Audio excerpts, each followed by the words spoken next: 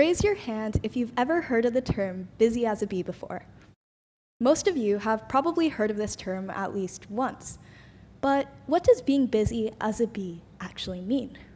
Well, during a worker bee's 31-day lifespan, they spend almost every day foraging for nectar and pollen to ensure that their colonies do not go extinct, regardless of whether or not they are sick and tired. And as a result of this, their populations are dying out rapidly. So, how do worker bees relate to humans?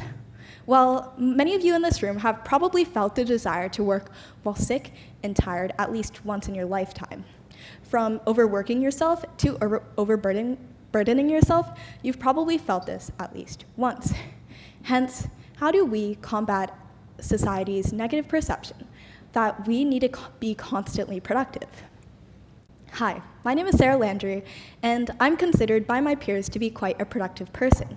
I've been in 12 clubs and activities this year, ranging from being captain of the debate team to being president of the Gender and Sexuality Alliance.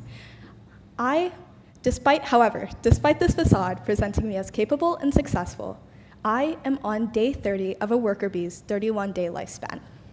I am burnt out. For the entirety of this year, I've struggled endlessly to keep up with classwork, club work, and the expectations of others. From missing class time for events to sleeping at 2 a.m. regularly, I've realized that the benchmark that I've been placed on by myself and by my peers has led to my constant productivity to be deemed inefficient. For many of you in this room, this phenomenon of teenage burnout hits close to home. So, how do we combat society's negative perception, and how do we define productivity?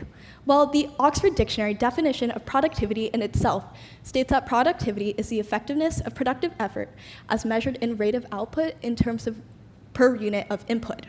The definition of productivity in itself implies that productivity is a metric we initially intended for robots and machinery.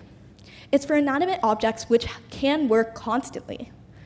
So, why does society desire this constant need for unattainable productivity, one which was initially intended for robots and machinery? Well, according to Jeffrey Schwartz, a psychiatrist and researcher in the field of neuroplasticity, there are two types of work: busy work and productive work. When your brain consistently avoids unpleasant feelings such as failure, your brain develops needs, ideas, impulses, drivers to ensure that you keep avoiding the sensation of disappointment. It doesn't care if what you do ultimately affects you. Therefore, by avoiding this unpleasant feeling, you consistently, whether or not it has a favorable or harmful effect on you, you consistently avoid this unpleasant feeling. And therefore, your brain circuits develop with this activity.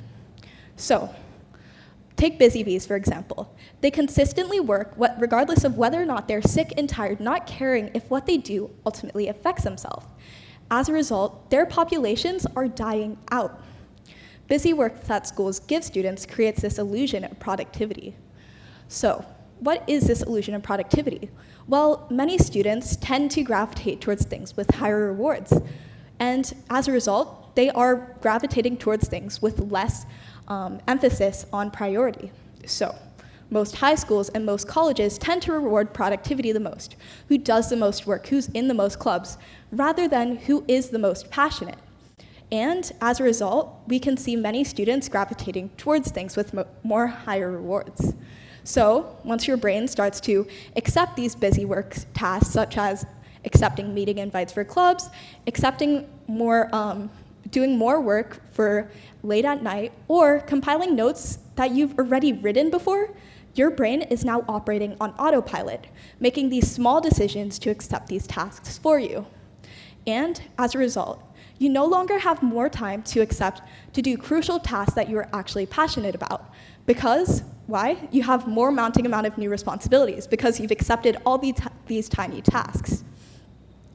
According to Denise Pope, the co-founder of Challenge Success, a research organization affiliated with Stanford University, society propagates the myth that social mobility is only possible through being accepted into prestigious universities or through achieving high-reward things, such as good grades or validations from schools. And as a result, we can see more students gravitating towards things such as this. and it's leading to the burnout in youth and adults alike today. So, what is the definition of burnout? Burnout is a state of excessive and prolonged stress. Burnout is the state of emotional, physical, and mental exhaustion caused by the state of excessive and prolonged stress. And today, due to students gravitating towards things to be more productive, we can see more students today being burnt out due to the fact that they're so stressed out from the amount of work that they are taking on as students.